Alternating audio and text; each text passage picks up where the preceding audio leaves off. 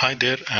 This is my recording about the assignment one, which is on the critical review of one typical cultural construct. And I choose workplace because of its own microculture as a small groups, how it develops and how we perform. Might be something interesting to explore and learn from what certain old theories in cultural theories can be applied and so on. So my topic here is how do we get those connections, chemistry within the workplace that can help us to succeed. My name, Dr. Vinay Domal, lecturer in applied engineering at South Metro TAFE.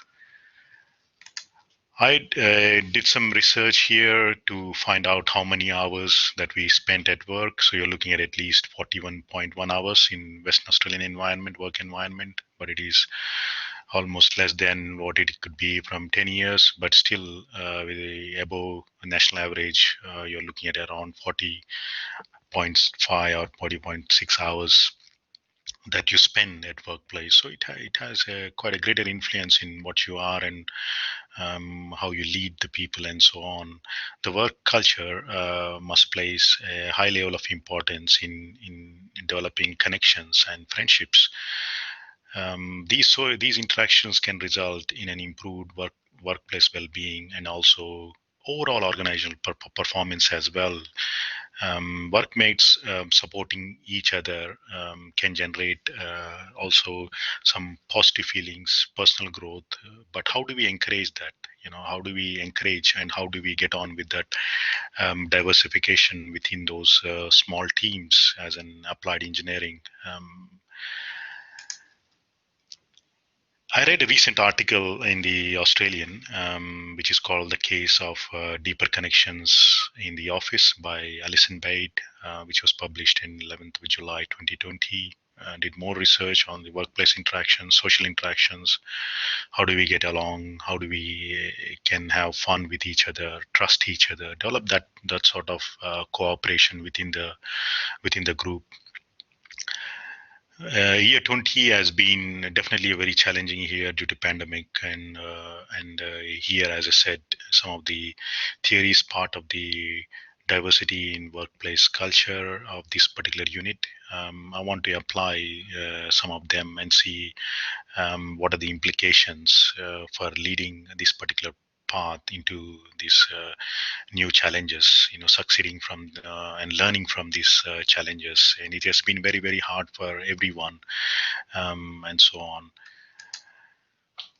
And this is a sort of a spiral I want at every day I come to work. And majority of these photos are taken with my mates, and I generally has hidden those faces, but I just put my face, and the rest of the other faces are also equally smiling.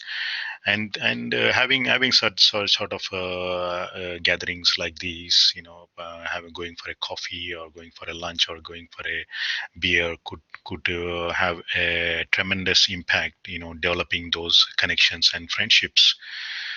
Let's look at the theory very popular with the cultural intelligence in terms of how we can adapt and how is this similar to my other experiences. So develop that knowledge, cognition in terms of cultural values, norms, leadership, understand, learn from different people, attend the seminars, and so on with together, develop a strategy, plan for it, do it in a very incremental way, and create that awareness, develop that metacognition, take some actions, and keep a drive. I think the Globe's model of or model of cultural intelligence has quite a deeper parallels with what I'm trying to implement and implement that particular change. Some of the interesting questions I've been asking myself is that, am I culturally aware or am I biased, and where this is leading to, am I prepared for it? And I think that's what the CQ is telling. Why do certain people behave in certain ways? How to create that safety net within the workplace. what are my strength when you try to put that model or a framework into practice? How can I leverage them to improve the connections in the workplace? How do I create more diverse workforce skills and solutions, attitudes and cultural norms? I try to enjoy that, being people from different cultural background, looking at um, some of the individualistic and collectivism, focusing on individual or focusing on a group. And how do we create that cohesion? What are the distances within the culture, where you're coming from? That diversification is actually a way not to find differences, but find a commonality within, as a one team, as a one group, and so on.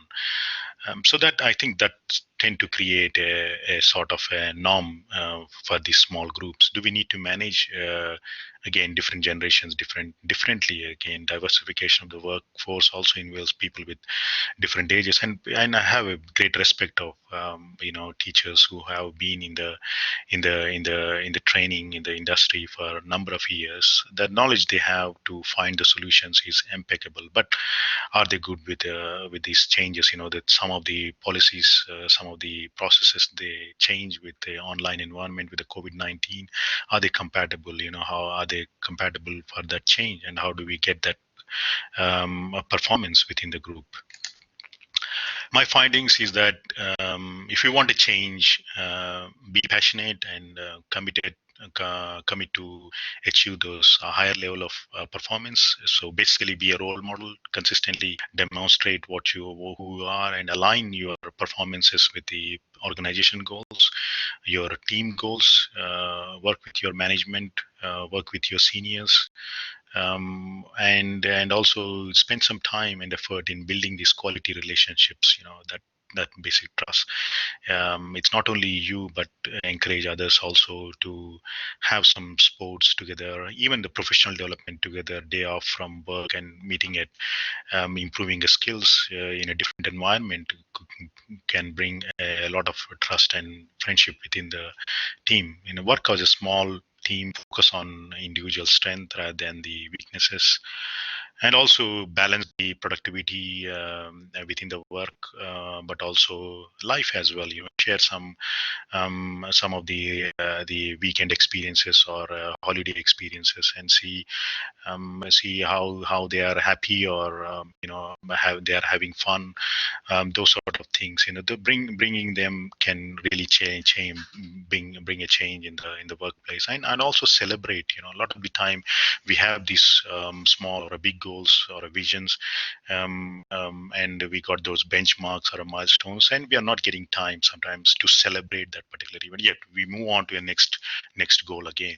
That should not be a trend. That should not. If it keeps on going, I think it creates a lot of pressure or frustration. But if you tend to achieve that particular, if there is an audit and if we have been successful, let's celebrate it. If we have a successful group of students who have performed a project with all the requirement and the skills, and it is a working model, let's celebrate it, let's achieve that, and so on. So those are my findings. And I have used these references here. I found reading them very interesting. The Ostifieds has been very influential on my learning, including the Globes knowledge theory, and also some of the discussions within by Balsco. Also, the particle in the Australian. And finally, the guest lecture. That was very interesting with the podcast BC has done with the global leader Samuel Kim, from the Center of Asian Studies in September. Thank you. Thank you very much.